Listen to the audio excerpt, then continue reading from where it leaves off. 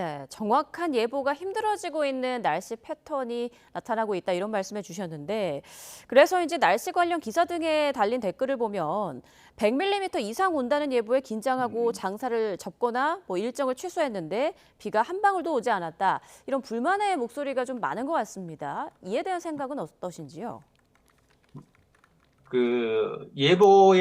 우리가 이제 예보를 하려면 대기 상태를 잘 알아야 되잖아요. 그래서 대기 상태를 잘 안 다음에 그것을 이제 모델을 만들어서 우리가 활용을 하는 것인데, 이 모델에 들어가 있는 규모가 예전에는 큰 규모로 이제 우리가 모델을 만들었는데 그 규모 안에 들어가는 작은 현상들이 발생을 하고 있습니다. 그래서 그런 작은 현상들은 잡아내기가 어렵거든요.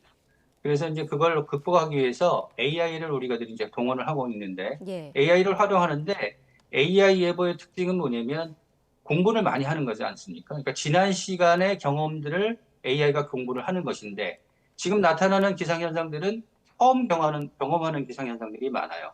그러니까 AI가 공부를 하지 못한 기상현상들이 나타나는 것이죠. 음. 그러니까 얼개에 들어가 있는 그 모델의 어떤 사이즈에 포함되지 않은 작은 어떤 요란들이 생기고, 또 AI가 그동안의 공부하지 못한 현상들이 나타나기 때문에 기본적으로 예보의 불확실성은 점점 더 커진다고 볼 수가 있습니다. 그래서 이걸 막기 위해서 이제 많이 부단히 노력을 하고 있지만 그것들이 이제 완벽하지는 못한 거죠.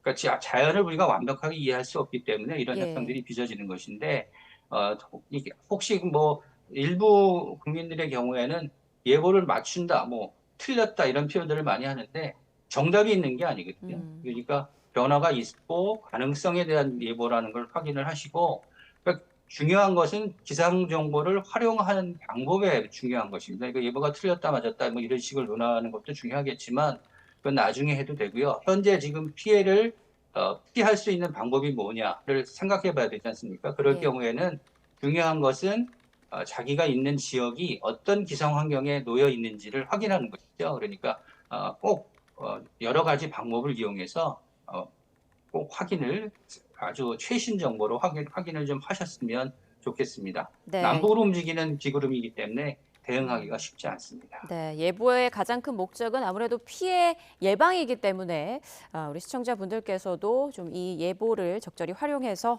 피해 예방에 만전을 기하셔야겠습니다.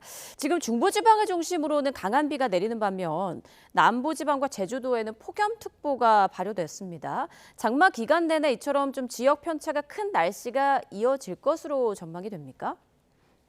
네, 그 장마철의 가장 큰 특징 중에 하나가 이런 지역적인 편차가 심하다는 것이죠. 그리고 남북으로 비구름이 움직이기 때문에 비구름이 걸쳐 있는 곳에는 강한 비가 내리고, 비구름이 걸쳐 있지 않은 곳은 아예 아주 폭염이 이어지고, 그러니까 폭우와 폭염이 동시에 이어지는 이런 형태가 되풀이된다고 볼 수가 있습니다. 그래서 지난 한 5일 정도의 비구름이 쏟은 비의 양을 보니까 강화나 서울 화곡동 이런 쪽은 한 220에서 240mm 정도의 비가 왔어요. 근데 에, 우리 남부지방, 경남지방 일부에는 아예 비가 내리지도 않았습니다. 그러니까 남부지방에는 특히 경남과 전남 같이 이제 남해안이나 제주지방 같은 경우에는 폭염이 이어지고 있고 또 열대야도 계속되고 있고, 이런 현상이 앞으로도 당분간 계속될 가능성이 큽니다. 중부지방을 주로 장마 전선이 오르내릴 것으로 예상이 되기 때문에, 그래서 예보를 확인할 때도 자기 지역에 대한 예보를 좀 더 중심적으로 보시는 것이 좋겠습니다.